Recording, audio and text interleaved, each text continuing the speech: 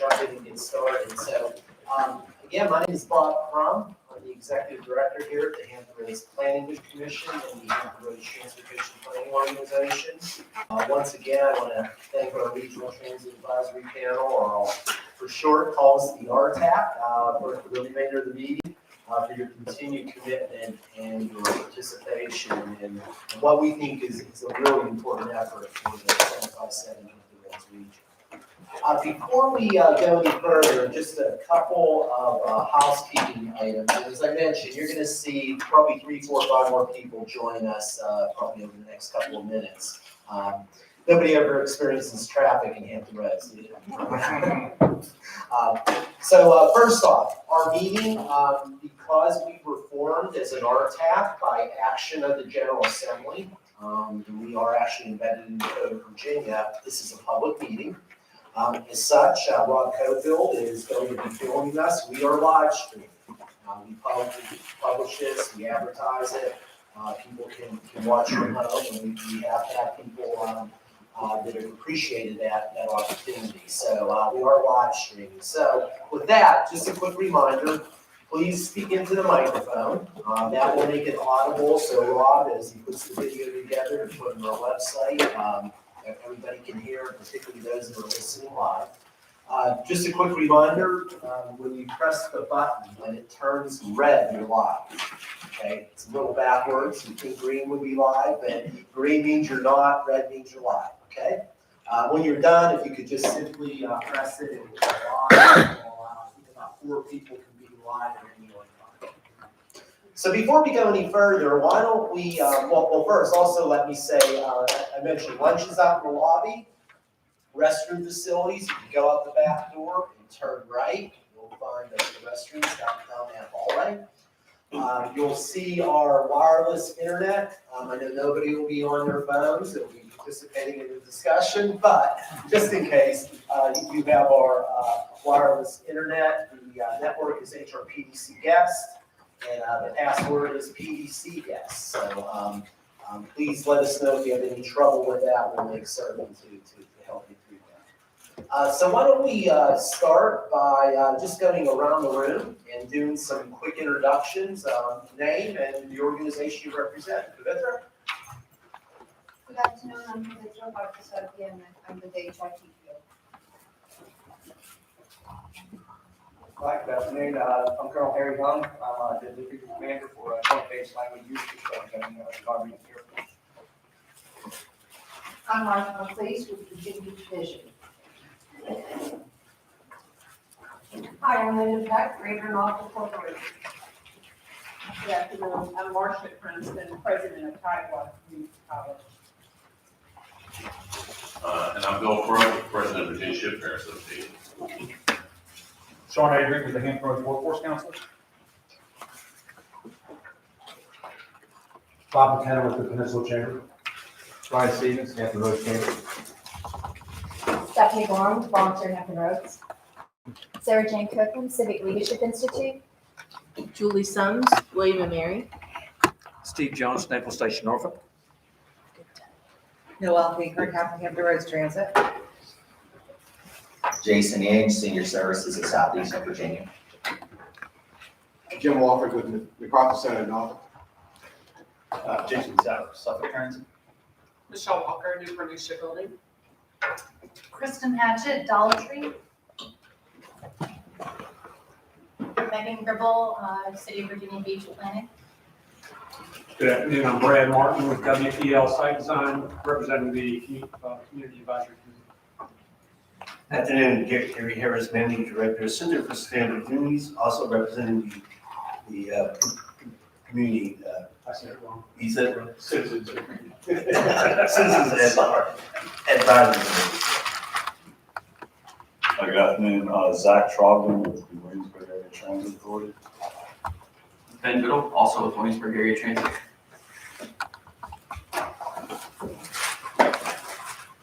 Fantastic. Thank you, everybody. Jeff Polisky is going to pass around a sign-in sheet. If you could please record your attendance there. Jeff is taking our meeting minutes for us. That would be incredibly helpful for him. Before we go any further, I hope everybody, their families and friends had a safe and enjoyable Thanksgiving week and holiday and break. We were gonna serve turkey and mashed potatoes today, but figured Bill Crow had enough. Won't lie to you.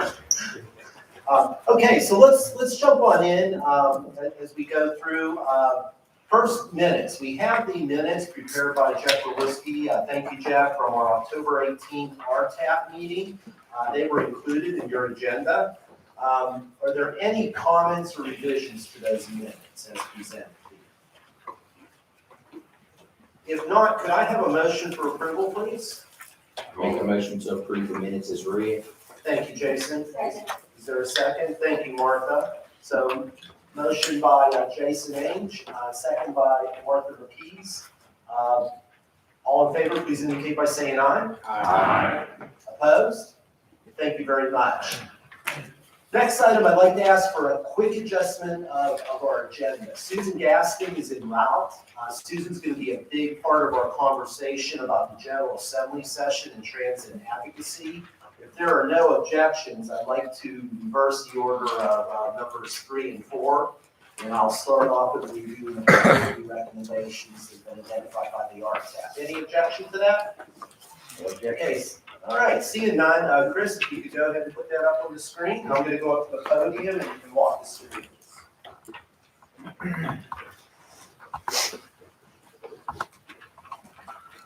Okay, so before we get started, everybody hear me okay?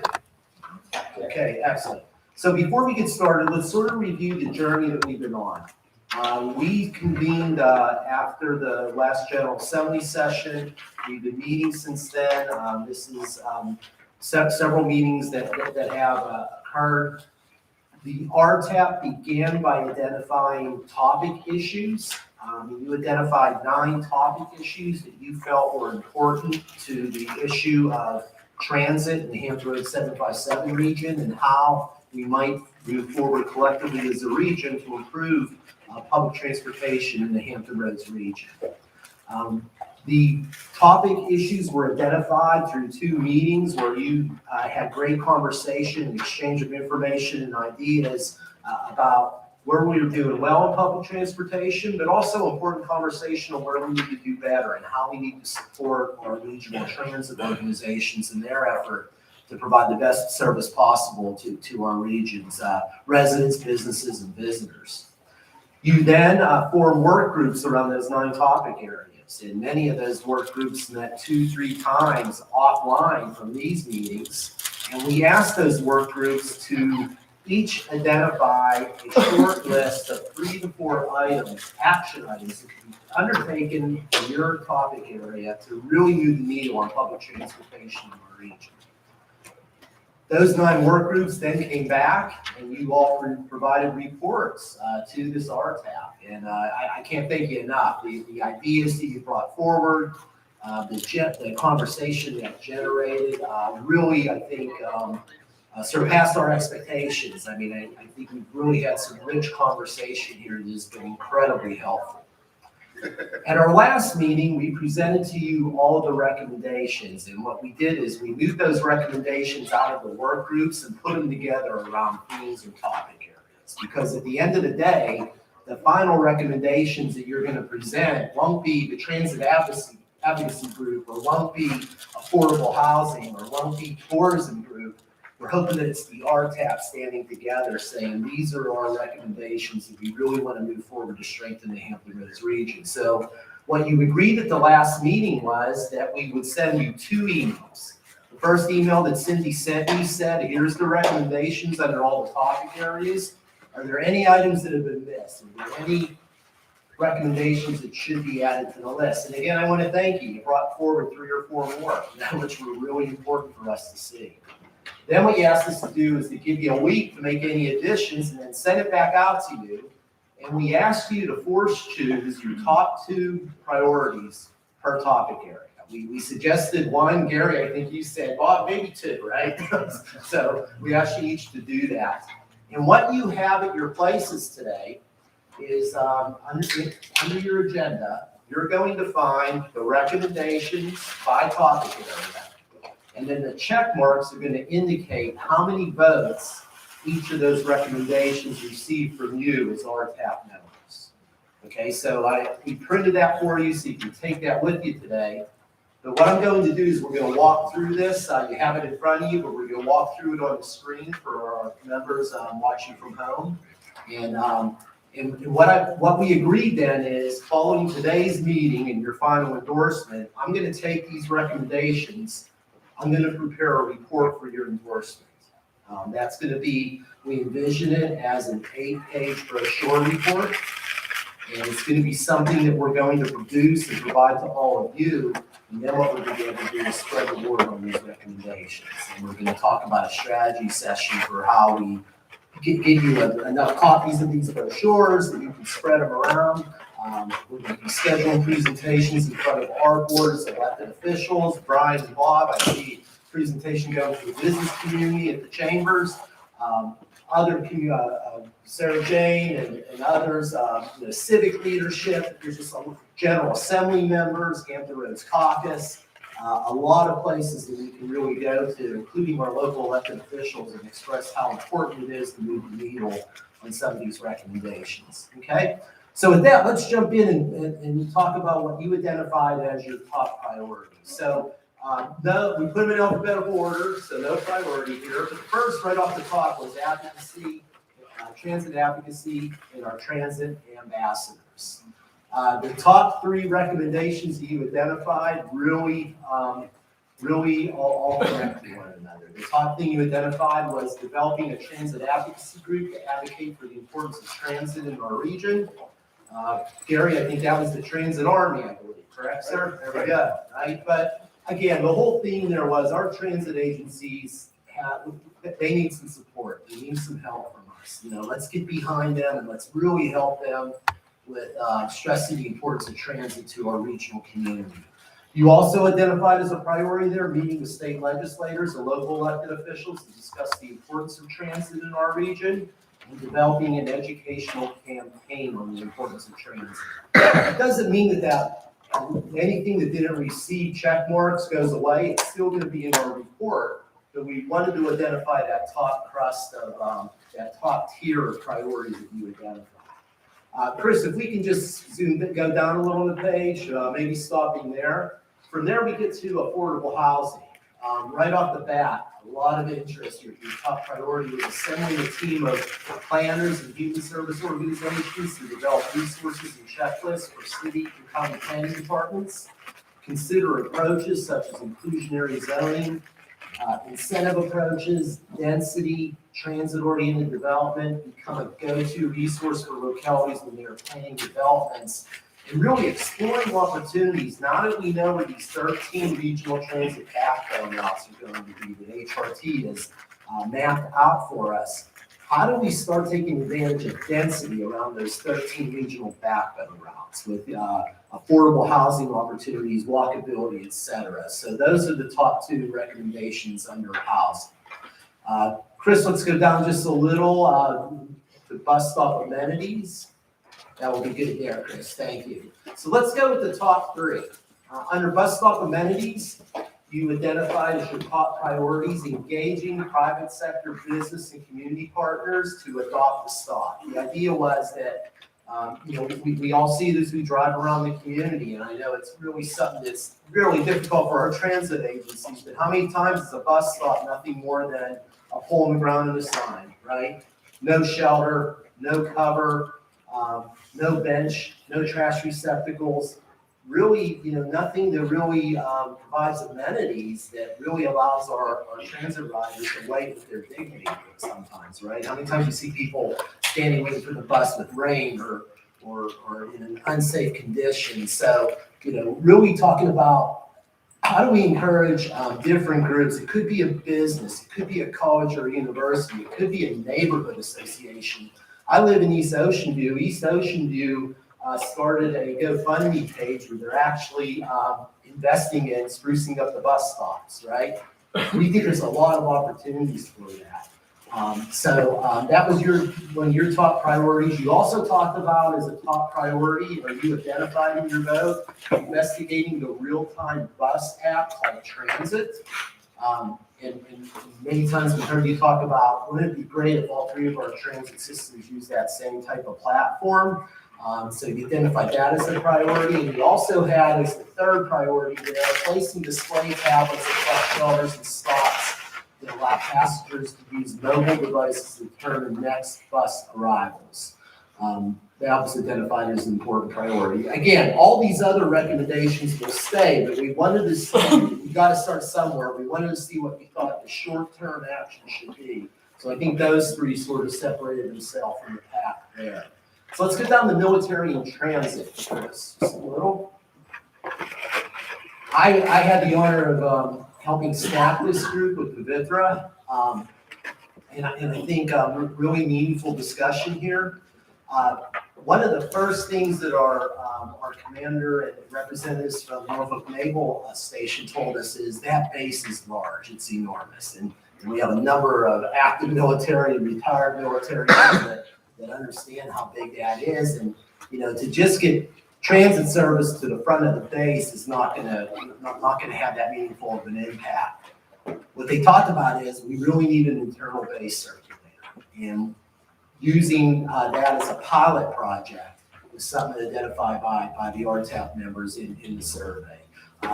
Consider implementing an internal bus base circulator as a pilot project, pursue funding as a potential pilot program. And I know HRT, I think after these conversations, has already started initiating those efforts. And then secondly, a big question was, well, how interested are our military personnel of being transit riders, right?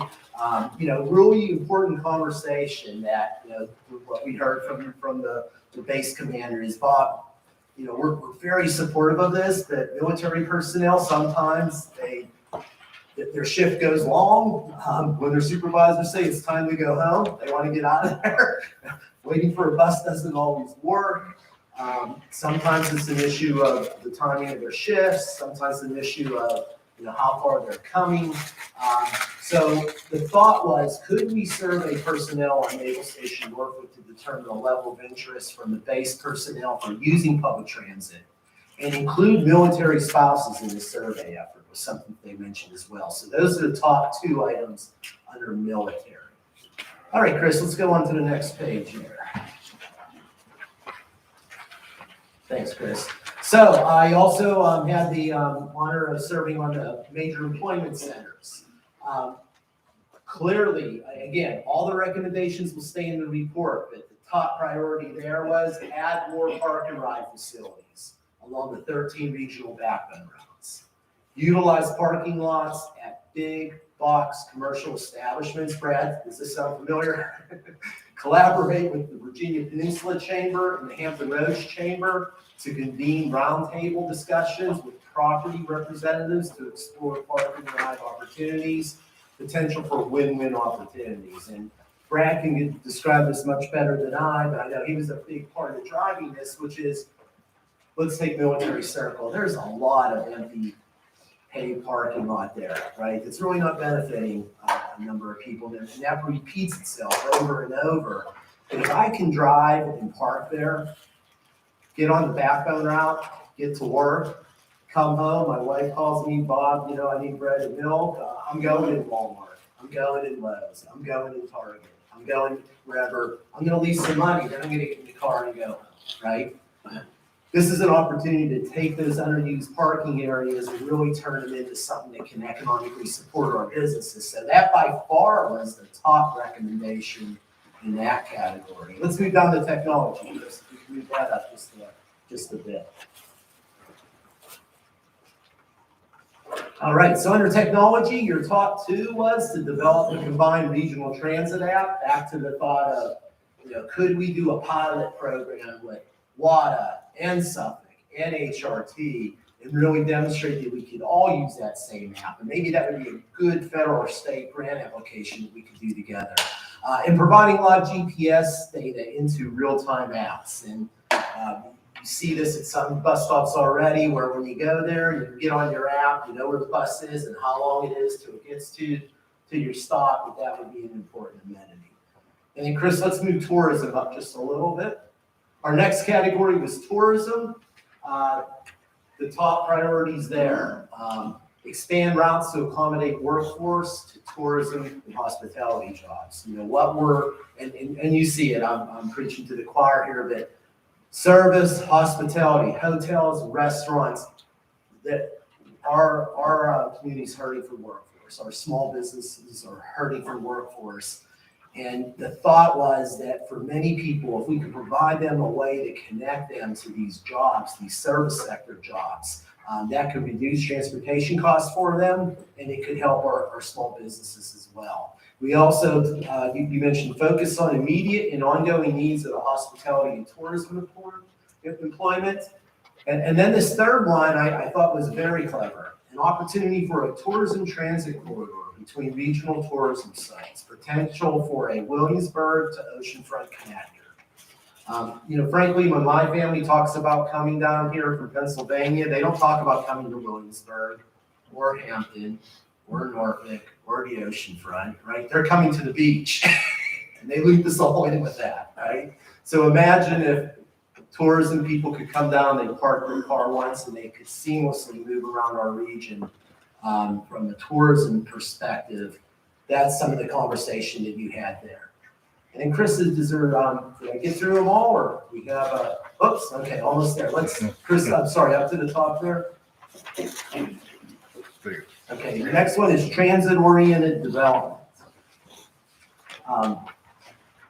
Under transit-oriented development, the top priority there was studying other regions with similar sized markets that have successfully implemented TOD policies and strategies. So what we're talking about is, earlier we talked about density around these 13 regional backbone routes. And just as a reminder, keeping in mind, what HRT has now is for the first time about $30 million a year. This is the first year. They're going to build a regional backbone system, 13 routes, 15-minute service intervals with all of the amenities at the bus stops, right? First phase is going to be on the peninsula. Right now, the peninsula has no 15-minute service, right? This is going to be transformational. So now, how do we do the type of transit-oriented development that not only is well-placed and well-designed density, but it's walkable? Remembering that as transit riders, we all start as either pedestrians or bicycle riders, pretty much, right? And how do we make certain that we are taking advantage of those transit-oriented development philosophies? We heard a lot about considering micro-transit connections so you're going to have these 13 regional backbone routes, and maybe off of there you could have little micro loops, right, that might circulate around. Martha, imagine, you know, that route the backbone route's going to go down Virginia Beach Boulevard. Maybe you had a little micro circulator that went to Pembroke Mall, came back to your town center, and did a loop and connected in for that, right? Could be the type of opportunity that was identified as a priority by all of you. And then you also talked about evaluating options to provide public transit at no cost to our residents. That's transformational, but it was identified by you as one of those top tier priorities. I can tell you that some elected officials have run this out there and talked about it. So that's something that I think really it can stir some important conversation. And then last but not least, let's move up to colleges and universities a second. Chris, thank you. Under universities and colleges, your top priorities were enhancing transit service to colleges and universities with improved direct connections. You know, what we heard from you all is that sometimes the routes aren't as direct, right? And they're not as frequent as what you need or what your student population or even employees need. So, you know, the thought there was we have a captive audience, we have the density, we have the activity, but, you know, maybe we can better capitalize on that. You also identified as a priority encouraging HRT to apply for trip program funds for zero fares for the Tide and annual passes. You know, thinking about, you know, from Virginia Wesleyan to Norfolk State, to Tidewater Community College, even out towards ODU, we have a lot of people along that Tide route boy, you could really start to maybe multiply the ridership if we could get some monies to help with zero fare opportunities there.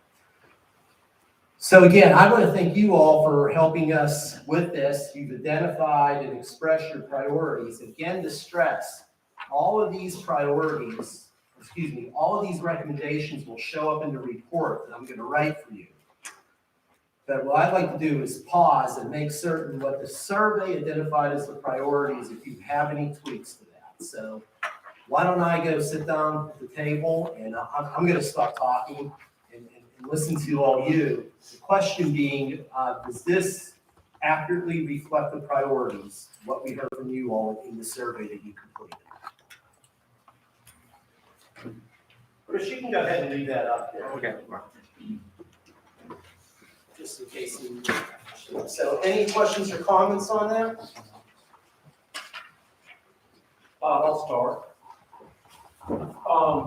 It may be the first time I've finally made it to the bottom of this, but in affordable housing on the first page, the first item, the next to last line says a go-to resource for localities when they are planning developments.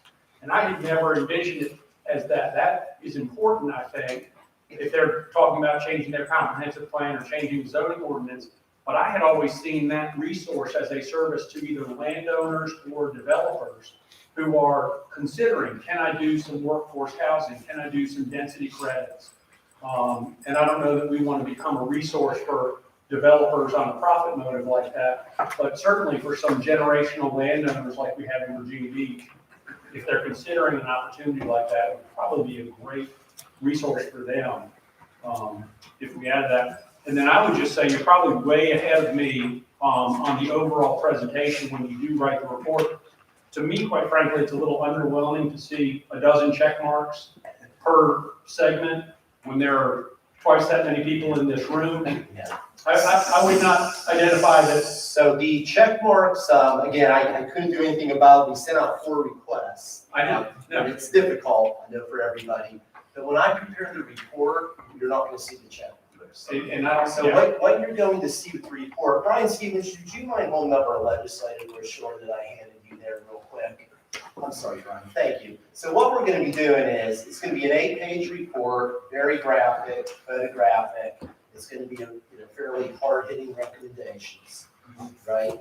We'll group what you identify as the priorities as sort of the short term, but we're going to include them all. So we won't be including the check marks, but thank you for that. okay, yes, because everybody in here knows that the power of this group is not only us, but the people that we represent in the communities and the groups that we represent.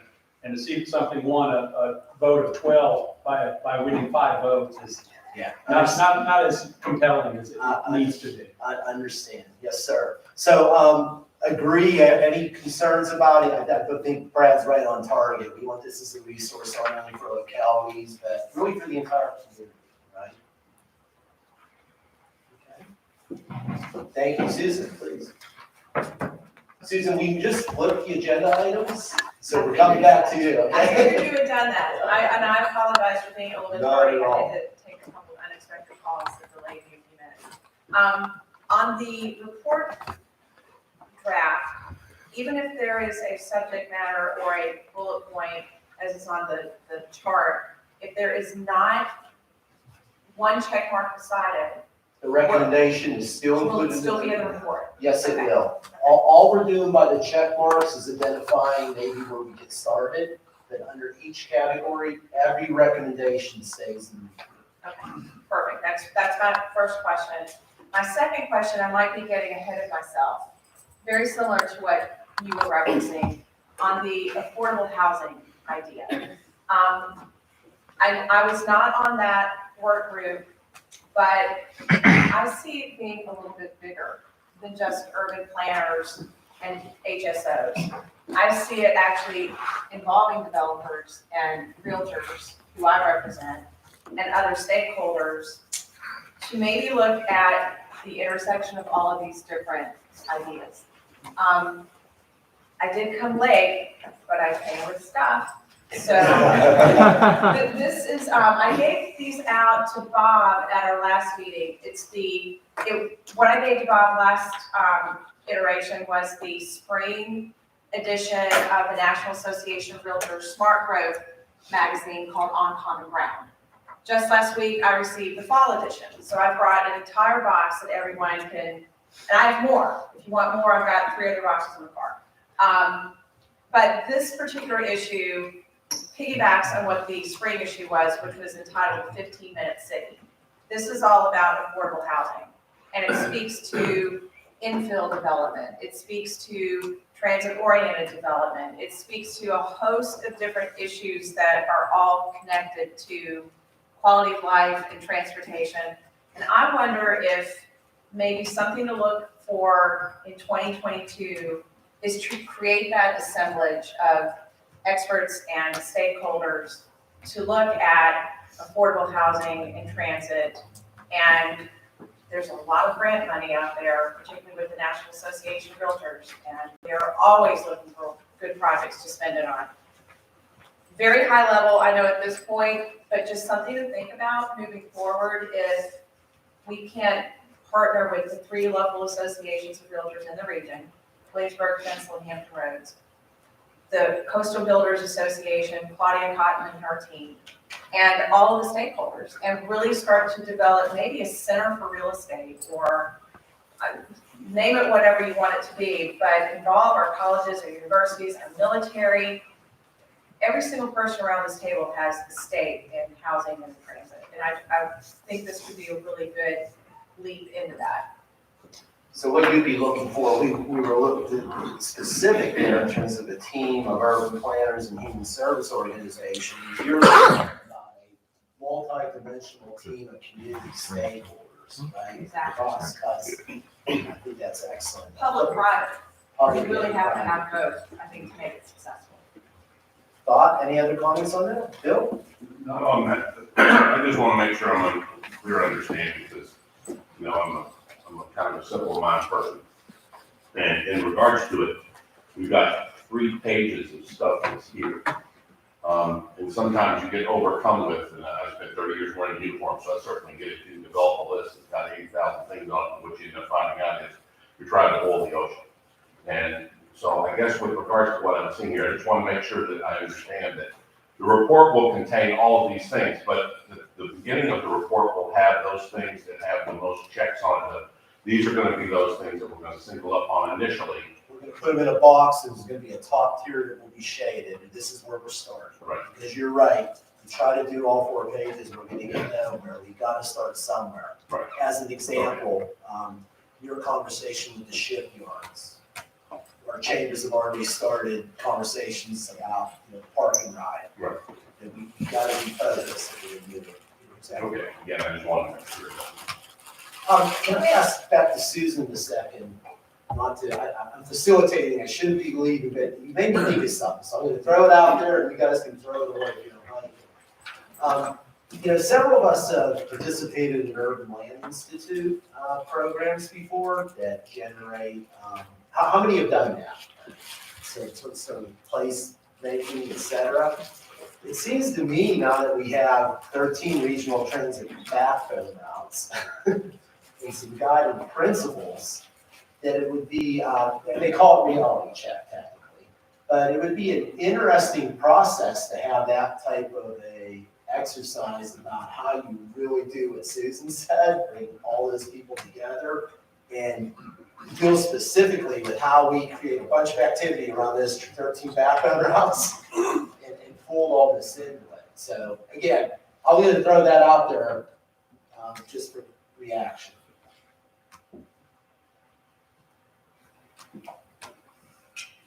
I don't think it's a bad idea. I like ULI, but I would say we could widen that berth a little bit and include some experts from the National Association of Realtors. They are not one-dimensional. I think there is a perception of what the old association used to look like, but it is much more of the entire community as a system holistically. And they have a good partnership with ULI. So maybe we could have someone from NAR, someone from ULI, and co-host or co-present to get a little bit more of not just the planning side of the house, but actually the practical business boots on the ground side of the house. So just something to maybe expand the opportunities so that it's not just, I mean, I'm not a planner, but I think I could be a planning geek because I like it. But I think there's the business side that needs to be included as well. And you might get more interest if it's outside of just a ULI function. Absolutely. Other comments? Yeah, I've got a comment, Bob. Please, yeah. So just kind of looking at what we've got together here, obviously when we did this originally, we broke everything up into these much smaller categories and made it manageable for ourselves. In the final report, do you see an opportunity to kind of combine some of these top priorities so that the report is not so overwhelming for anyone outside of this room? Yes, so I think some of them can be pulled together. For instance, some of those top advocacy pieces rolled together. Gary, would you agree? In terms of how you message, some of the smart technology aspects, crosscut, even some of the things Susie talks about, crosscut support. So we'll do our best to do that. What I want to do is show you what a report would look like. Rob and I will be working to design that up graphically. I'm going to give that to you as a draft and let you help us with that. But clearly, you are with these reports come January, right? So you're going to have something to be able to help spread the word. Yes, thank you. Gary? Yeah, quickly here. After you create this top tier list, probably what we probably check for us beside it. Are we going to apply some additional filters to lower the risk to make sure that we can implement, i.e.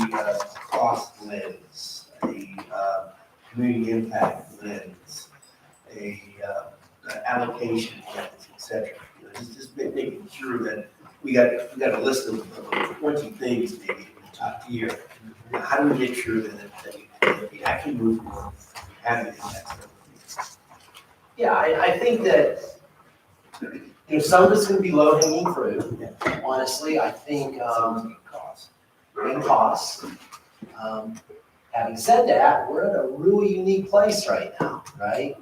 This regional backbone system, money that's starting to flow from the federal government, opportunities to reward regions that are coming together regionally.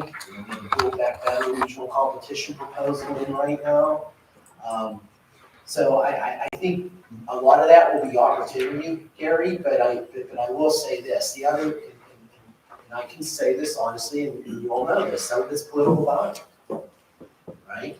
And I really think that what we're going to do once we get this report together is we're going to sit down and I'm going to recommend that we break into groups, and one of the groups I'm going to ask come to the TPO board, one of the groups go to HRT and to Suffolk and to WADA. I see us going to the chambers, I see us going to our Hampton Roads caucus members, and then we're gonna have to bring that reconnaissance back, Gary, and start applying some of those lenses, right?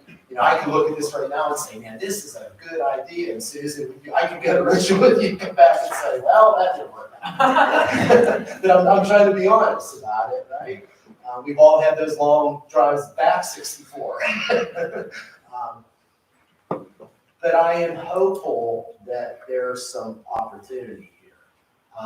Brian and Bob, could I ask just, what do you think from a business standpoint? I mean, I'm seeing a lot of support for some of these initiatives. In terms of better transit, makes us a stronger community. Big businesses whose employees are using it and who benefit from having better transit coming to their door, absolutely there's support. And I think we need to drive it a little bit more. Brian and I both to make them all understand that they have skin in the game also. Brian, anything to add to that? I mean, we've all been in these conversations where frankly, we've missed out on job opportunities because we didn't have strong service, right? Regional service. small businesses need it too, especially in your hospitality and tourism.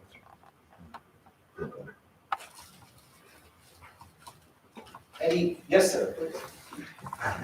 Yeah, one question. So Ben, having been a part of this, I think is great. We looked at it from 30,000 foot level. So where have we incorporated what the folks that actually utilize the system would like to see different about the system? How do we incorporate that into what we're going forward as a recommendation? Well, the RTAP membership hasn't advanced to that level yet. You know, I think your first stage was organizing your ideas. You know, I'd like to come back to you and get your input on options for how we could do that. You know, I think there could be opportunities for collaboration with transit organizations and public meetings that they hold to really get reaction from the community about some of these ideas. And to your point, seeing what their perspectives are. So I think that we've been trying to be very careful as a staff to not guide or direct this, to let you drive this. But that's certainly something we could talk about. You know, we do a lot of public meetings in this room and bring people in and say, here's some ideas, what do you think? And I think there could be a chance in our transit agencies do a really good job of being out in the community. There could be a chance to piggyback on some of that and share this information and get people's reactions. And then in addition, for instance, the downtown Norfolk, they're doing a lot right now in terms of public involvement engagement. So I think there's a number of ways that we could get their feedback. Yes, please. With respect to your comments regarding the university, colleges, and transit services, you were spot on. I do recall some of the conversations that we had really talked about the need in the community for students, not only students, but also faculty and staff, as you mentioned, and particularly students, low income, first generation, unemployed, trained, etc. And you talked a little bit about inner city transportation. My question is, at what point will we re-engage those discussions regarding city-to-city transportation, and how will that discussion be a part of the work that we do? That's a great question. So the first opportunity we have is the delivery of the 13 route backward. We'll connect the HRT 6, if you will, in those 6 cities. In addition to that, we staff a group where WADA and HRT and Suffolk comes together and talks about collaboration opportunities. And I think that as this continues to advance, those opportunities for connection and collaboration between our 3 transit systems will be critically important. As an example, just to use from an economic development standpoint, most of our greenfield large economic development sites in this region are in the Suffolk Olive White quadrant, sort of in the southwest corner of our region. What they will tell you, my friends at Suffolk Economic Development tell me, is that they need a workforce. They don't have it, right? They don't have the workforce. And, could there be that opportunity for, some type of a pilot? Suffolk and HRT work together a lot right now. As that area continues to grow, having those transit systems more seamless will be important. I know you have the same thing on the peninsula, say the shipyards, right? You're already doing some things there. So we would hope that, I think the RTAP sort of is trying to build a foundation. And to your point, there's gonna be a lot of follow-up to do to continue to take that forward. And clearly how we can work together as transit systems, I think will be an important part of that. I don't know if any of the transit operators want to come in on that. Well, yeah, in fact, I was gonna maybe mention something at the end that's, our communities actually aren't part of the revenue raising portion that is going into the 13 backbone routes. And we've done several presentations on our services, but at whatever appropriate time, it'd be good just to kind of have graphic presentations group of where those 13 backbone routes are, how wide, even though we're maybe not in on this, on the, taxing part for the HRT localities, still, there's things we can do to improve our entire partnership and stuff, through just working together. But at whatever point it's that we can come and talk about what those 13 routes are really looking like, it might add a lot more structure to what we're talking about here. And this is sort of, like the gentleman from MacArthur Center said, this is sort of 30,000 stuff.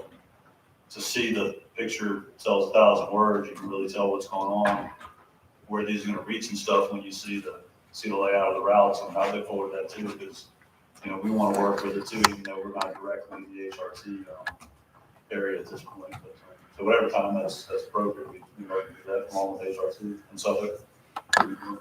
Any other comments? We are happy to bring a presentation to this group on the 13 backbone routes and any kind of cooperation that we could enter into with you and to Suffolk. So question, what's the conduit going to be for kind of enhancements to some of the items on here? Because just one of the things that comes to mind on a transit-oriented, studying other regions of similar sized markets, I think we potentially have an opportunity to also speak to other like markets. We're a coastal community, which makes us very, very different than looking at, an interior of the country that just happens to have a similar population density, but they don't have the bridge tunnel challenges.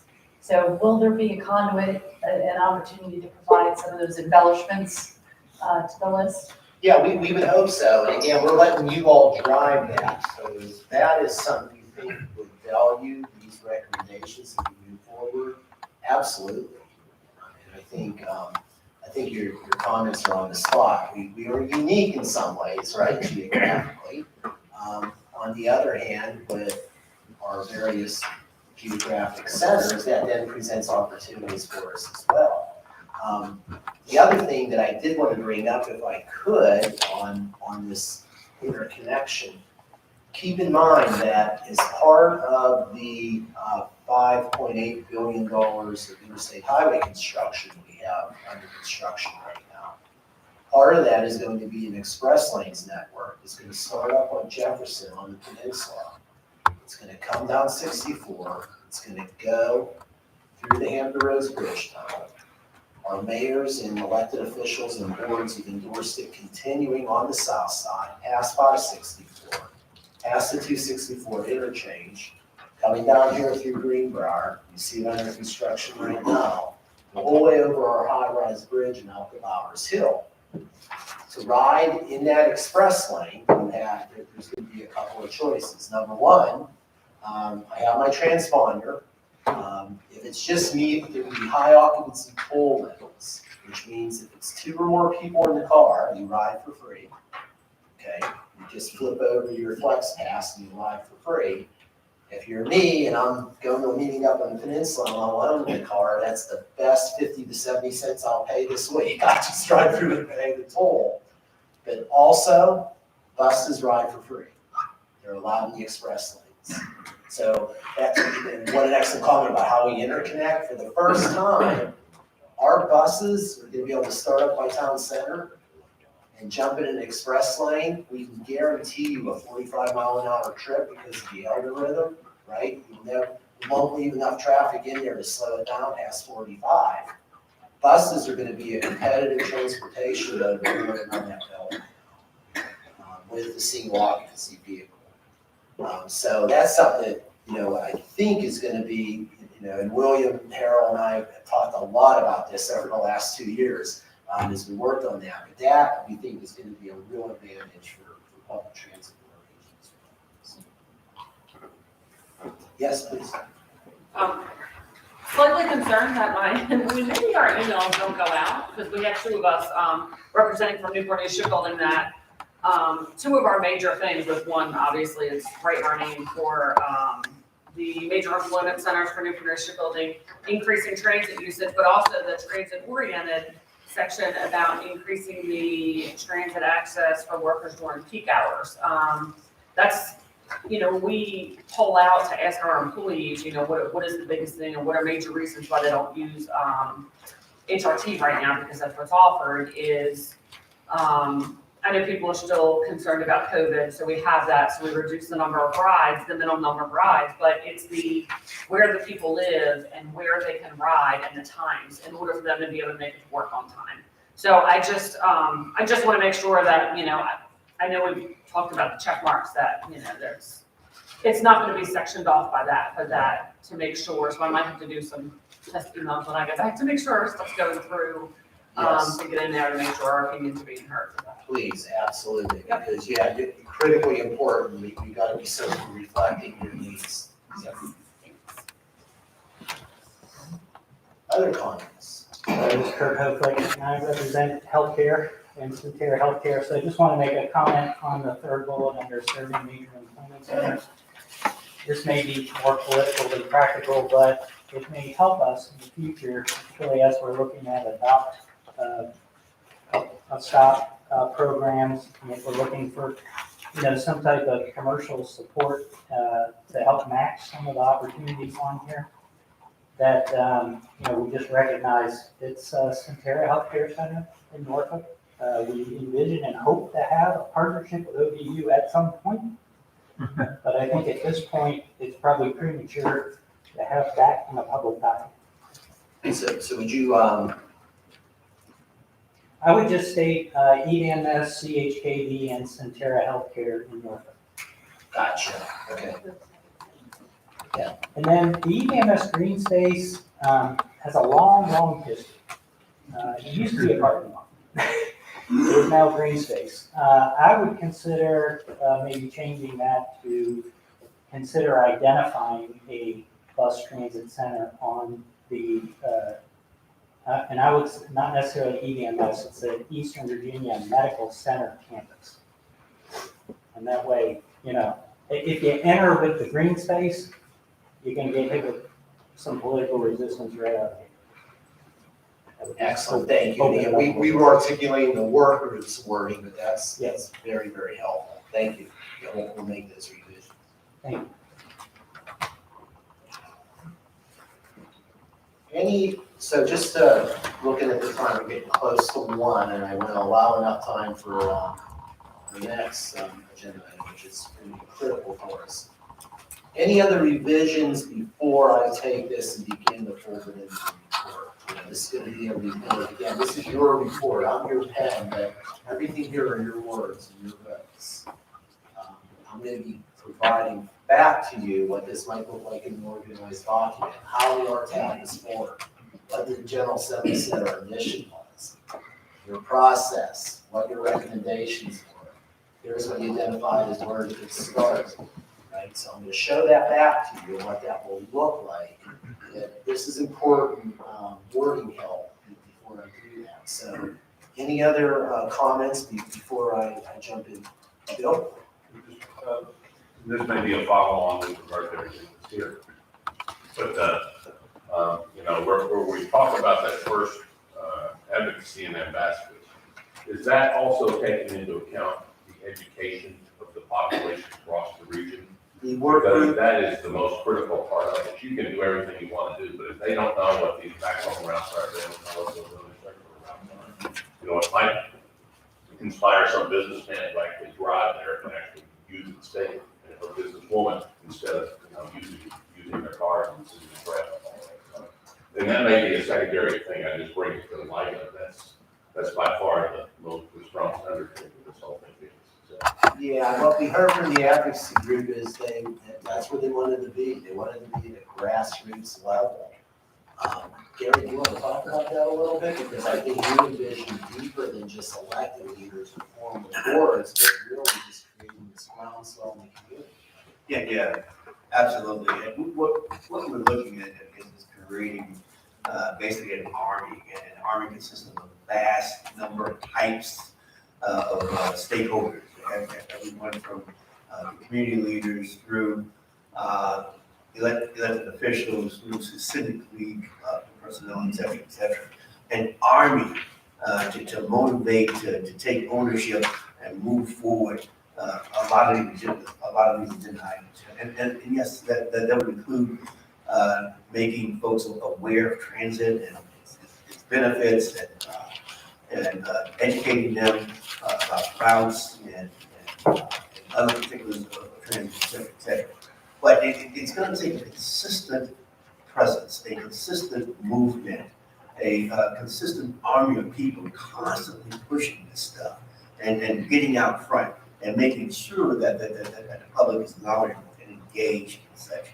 So we're looking at college students, we're looking at high school students, we're looking at community leaders, again, we're creating an army similar to what's happening in Chicago and Philadelphia and Atlanta as well, where they've had great success with these army types of movements around transit. So you're spot on in terms of education and awareness and such. Any other comments on this first item before we get to our General Assembly opportunity? So if there's no objections, what I'm going to do is I'm going to begin to put some report together. What I want to stress is I'll be your pen. I'm going to be looking for your comments. Again, what I'm showing you are your words and your check marks. I want to be certain because what we're about to do is when we come out with this pamphlet, and thank you for talking about just that sensitivity, even talking about that green space. Because once this gets out, we're going to start pushing, right? And Gary, just to the point you mentioned, imagine, Sarah Jane, how many people do you have on your contact list at Civic? Over 1,000. And Stephanie at Volunteering at the Reds, how many do you think you have? We sent 21,000 emails out this morning. Okay, Brian, what do you think you got in your chamber? 16,000 on email. So, we're quickly, I'll throw us in, and we're about 50,000 people we can reach, right? And we just scratched the surface. So, Jason, I can't even imagine your list. I mean, we could go on and on and on. I don't think we've ever intentionally, I'm gonna just get out there and say, I don't know of any effort this region's ever taken to be intentional about spreading the word about public transit in this region. And Bill, back to what you're saying, some of these, Gary, might not happen, but boy, they can create conversation and attention and can really start raising the bar on transit efforts. And Susan, just what you've been able to do working with us with the realtors has been, transformational. It really has. So I think there's power in this collaboration. I think we quickly could reach 100,000 voices in this region if we're all working together. So our colleges and universities, my goodness, we could have an incredible conversation. And maybe that's something we could talk about in terms of having that conversation with your student base. So. Can I just add one thing? I just want to circle back to what Jim said because I think it's really important. This is definitely big picture ideas. These are awesome ideas. And to have a vision like this for the region, I agree, is really exciting. But when we're communicating these ideas, we want to be very careful that we're being mindful of the end user and making sure that they feel like their voice is being heard too, that we're not just putting this out saying this is what we think they need. Going back to you, I think it's going to be absolutely critical for us to be considered valid in what we're doing, that they have that input too. So however we do that, that feedback is going to be critical. So I thought that was a really good comment there. Sorry. Excellent, thank you. Okay, what I'd like to do is, amazingly enough, we're about 45 days away from the General Assembly session firing up, although it really is fired up already, hasn't it?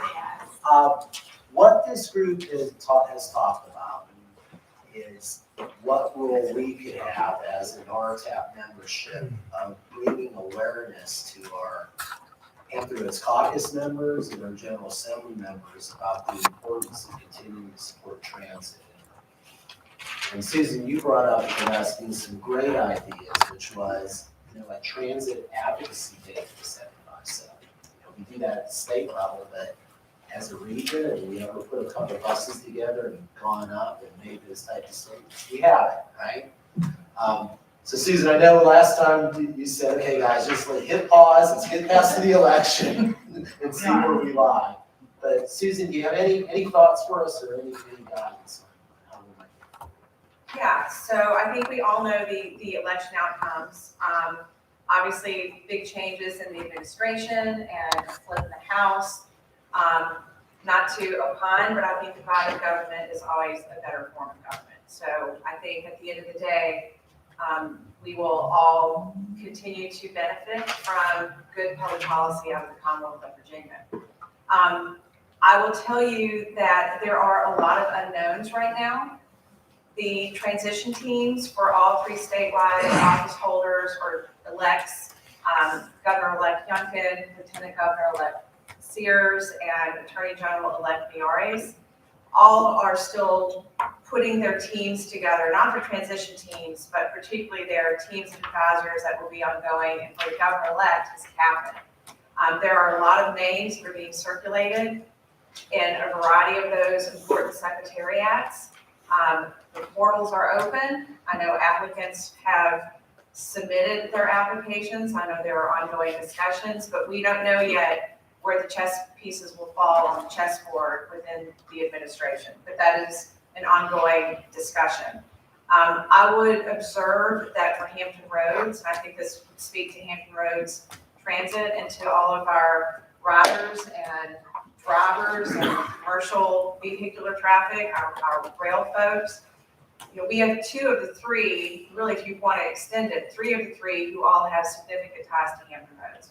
From Governor-elect Youngkin to Lieutenant Governor-elect Sears to Attorney General Jason Miyares. They all have connections to Norfolk, Virginia Beach, or some other community in Hampton Roads. I've heard from a couple of colleagues, oh, this is going to change the tone of public transit. Well, I don't know that it will, because public transit really benefited under Governor McDonald. And with the federal transportation dollars coming in, this could really be a benefit or an opportunity for both for the new administration to seize some of those federal funding dollars and really expand and maybe even speed up some of the ongoing transportation projects. So I think transit and transportation are nonpartisan. So there will always be that play for getting people moved efficiently and getting goods delivered on time. And I think that at the end of the conversations, we will all end up being very strong, just as we have been for so long, and stronger because of some good decisions perhaps made in recent years.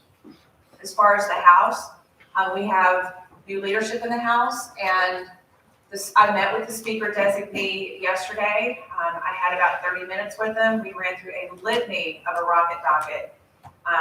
And I know that they are very much still in the process of looking at chairmanships. Remember, this is just the House, so everything remains the same in the Senate. So the Senate Transportation Committee is chaired by Northern Virginia Senator Dave Marsden. And the Senate Finance Committee, where all the money rolls, is chaired by Northern Virginia Legislator Senator Janet Howe from Reston. In the House, we don't quite know yet where those committee chairs may be. It is likely that Virginia Beach Delegate Barry Knight will be the chairman of appropriations, so that could be very beneficial to us. And there is still some decision being discussed, as I've been told, around other chairmanships. And so when those chairmanships change, the meeting schedules change. And so we don't know that House Transportation will always meet now on Tuesdays and Thursdays, because it depends on what will work best for that chairman or chairwoman. So that all being said, I've connected directly to the House Clerk's office, and they don't have knowledge yet of when the meetings are going to be held. And the reason I think that's important to our transit day is we want to get up there on a day that at least Senate Transportation is meeting, if not House Transportation meeting as well. Or the money committees, with maybe the Transportation Subcommittee of Appropriations or Senate Finance being our audience. So we want to see what that schedule bears out. the assistant clerk, Jay Braxton, who handles all of the advocacy days, and it's just good. It's good to let Jay know when you're bringing a group of people up. They have not received any word about Virginia Transit Day, but he will let me know if that comes across his desk, and he only needs 2 weeks' notice to kind of put the pieces together. So let's say worst case scenario, we don't really have an idea of who the committee leadership is until January 6th. We have plenty of time to get the information into Jay and to the Capitol Police and to all the other folks who need to know that we'd be bringing a large group. But we're on his radar. And I've postured the idea of maybe parking a bus on Bank Street. That could be in play as well. So a lot of unknowns, but I think the unknowns will be more clear over the next couple of weeks. But I think we will be in a good position to keep things moving forward. So for Brian, go ahead, please. So Brian, I'm not certain if you were at the last meeting, and what we had talked about is the possibility of, taking a bus, an HRT bus, and the field for people, and then it's off in Williamsburg and the water bus. I think it's a good idea. I did read that in a minute, so thank you, Carl. My question to Susan is, I'm hearing that there are going to be some significant restrictions for visitors in the Pocahontas building because of COVID. And they're trying to sort that out now, but that may be problematic to us if they don't let large groups in. I think those decisions are still being made. And I was in the Pocahontas building yesterday, and I was one of a handful of people. And so I didn't feel compelled to wear my mask. If there were hordes of people, I absolutely would. But I think those decisions are yet to be made, especially now in light of the Omicron variant. I don't think it would, when I spoke to Jay Braxton, there was no mention of limitation of how many people or no more than 50 at a time, but that's not to say that those limitations could not be placed on us. So I think we have to be certainly mindful and follow whatever those protocols are at that time. But I know too, there is just this pent-up desire to get as much back to normal during the General Assembly as possible. And they love having people from back home come visit them. So if we have to do only 10, or we can have up to 100, it may just be something where we have to pay a lot of attention to the numbers. And I've not heard anything mentioned about having to display your vaccine card. I haven't heard anything like that. So, but you are correct. Some of that, Brian, I think is still being determined. And if I know, or when I find out, I can certainly pass it along to all of you. It's something to listen for, to be clear. So it'd be fair to say, Susan, we're still in a bit of a holding pattern. I would say correct. If we were to schedule, so obviously I'm going to be preparing your report. If we were to schedule our next RTAP meeting, what do you think timing-wise would be the best opportunities? Before Christmas, or is the week after the first? That's a tough one for me because I know how limited my time would be. So I'm probably the last person you would want to ask about availability between now and session starting. I think if you all want to meet and, if I can Zoom in or call in, that might be an option because I have a feeling I'll be back and forth to Richmond quite a bit, particularly that first week of January.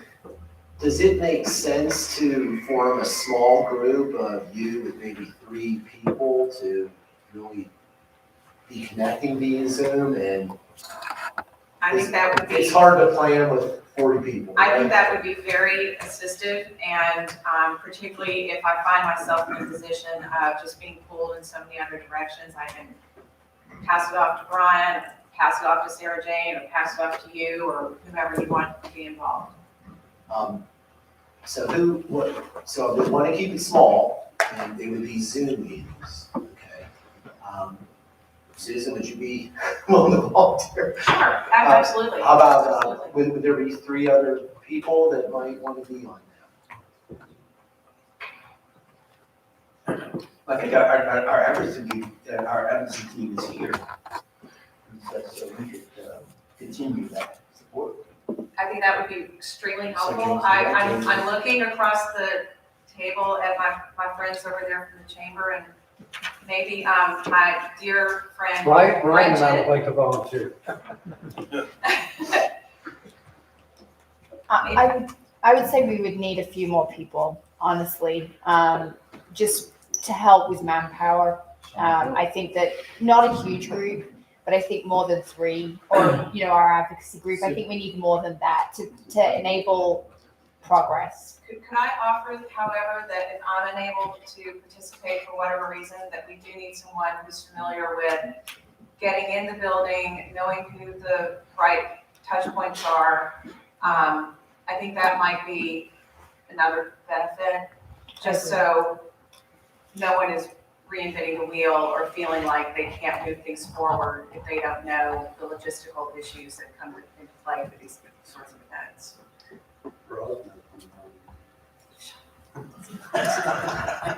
You know, if it's helpful, it could be that you are you're kind of like the person who will offer the advice and kind of help to pinpoint people in the right direction. And then, so you're like the chair, and then you need like a co-chair to help with that. So that you're the person that we can ask, but you're not necessarily in the planning mode, so that nothing stalls. Not volunteering. So would you want her to be a chair or co-chair, or would you want her to kind of be like the advisor and the counselor with regards to the group? It would be better to have another person as a chair so that things don't come to a. Yeah, that's a good point. I Yeah. don't want to overcomplicate it though. Yeah. Let's be real. I mean, I'm just gonna put it out there. I could do this by myself. And I could get it complete as soon as I know who is on which part of the chessboard. And then it's just take off. And you know, I've managed days where I have 300 realtors in the building, where I have, you know, worked with Bob on Chamber Day, and with Brian on Chamber Day, and with Bob on things with the Hampton Roads Caucus. The last thing I want to do, because things move so fast in Richmond, is overcomplicate it. And I'm just going to say it with too many cooks in the kitchen. It's easier to roll it forward and maybe ask for help if I need it, than set up meetings that will only complicate and weigh things down. I don't know if I need that. And I'm just being perfectly honest. I'm not trying to be ungracious for the offer of help, but it is rocket docket. And I really could do this in my sleep if I need to. And just to follow up on Susan said, I mean, literally yesterday, we were all getting calls at 3:45 and bill language had to be submitted to legislative services by 5 p.m. And that's what Susan's talking about. Bills are gonna be produced, I'll bet you a dime, Susan's looking at bills on New Year's Eve at midnight, because that's the deadline. Last night at midnight. You know, so what she's saying, I'm just trying to come in behind and support what she's saying, is things are about to get really crazy for everybody working in legislative spaces. I'm your driver, you're really steering this, but would everybody be okay with Susan setting it up? And because I worked with her enough to know, we're gonna have a legislative day. It's going to happen, if we just let her do it. I can do it, and then if I get into a hiccup of, Bob, I need you to do this, and maybe I can say, hey, Gretchen Heal at the chamber, can you help me do this? I think we can do it. Brian's not gonna be upset with me that I just volunteered Gretchen. Can I just ask a question just to clarify? So will you need people within this group to help to bring people to like, in other words, when we know that whether or not we're okay with COVID, are we going to be helpful for that? What kind of support do you need outside of just setting up the fact that we will be in Richmond? What other things should we start working on? Because while the turnaround time, 2 weeks, is, obviously you do this a lot, for us to be able to bring people that are the right people in the room, we're going to need to start prepping folks now so that they are on standby for that if we want the critical mass, if that So I makes think sense. one of the challenges is that what Susan doesn't know, or anybody know yet, is if we can have 5 people there, 20 people, or 100. So that's part of the challenge right now, if I might suggest, I would start with us just getting our message together as an RTAP. I'll speak on behalf of the Hampton Roads Caucus. They have never seen this type of a community representation stand up in front of them saying that transit's important in this region, and we need whatever help you can provide our transit agencies. I'm looking to the transit agencies. Has that ever happened in your work? Never. Right.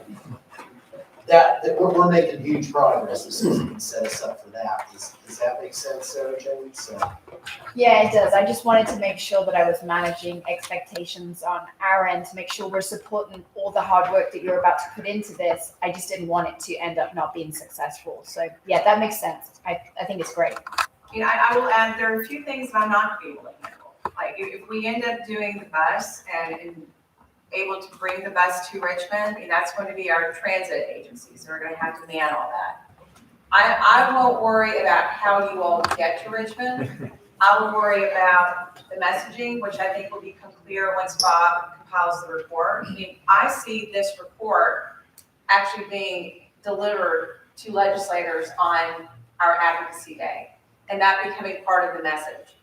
Once everyone gets to Richmond, then that's sort of where, you know, the work and the planning and engagement that I'll do as far as setting up meetings and getting this in front of caucus members and the right people. And you know, a lot of it is going to depend on our numbers. If we can do 50, we might want to break down into teams of 5 and every team have a spokesperson. And fan out and at the same time have 5 consecutive meetings at 10 o'clock in the morning with 5 different legislators. Boom, boom, boom, boom, boom. And just moving around. So I think it's certainly, it will be more manageable once we find out what the protocols will be. I just don't think we know at this point. So what I'd like to suggest is, and Susan, I know you're gonna be, but I'll sort of be your conduit, okay, to the group. I'd like to look at the calendar and send you on a calendar hold for a meeting. I'm thinking it's sometime before January the 8th, so I don't know what date that is. It'll obviously be a Monday through Friday.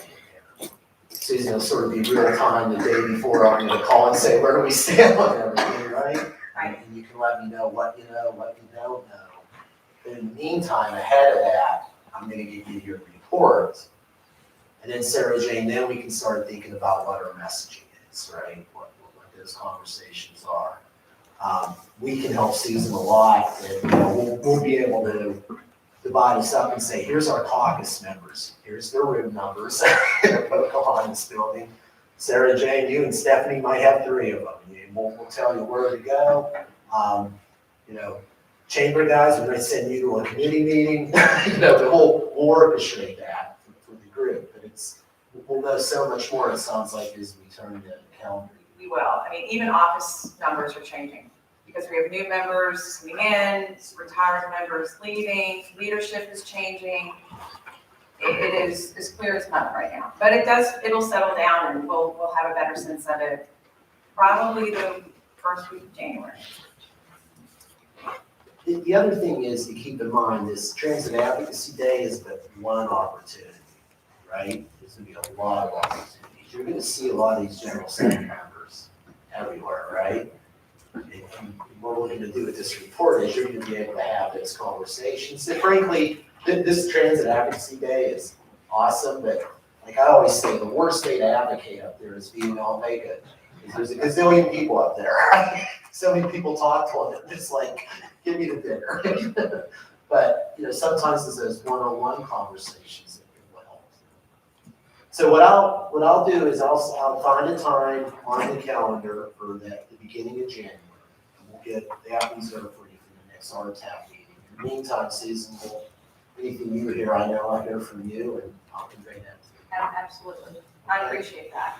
Okay. What we found really helpful, what we had everybody together, is just to go around to the table and see if anyone has anything to share regarding transit.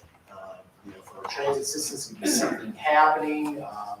For others, just any type of information. So, No requirement to report, but did want to continue to offer that opportunity.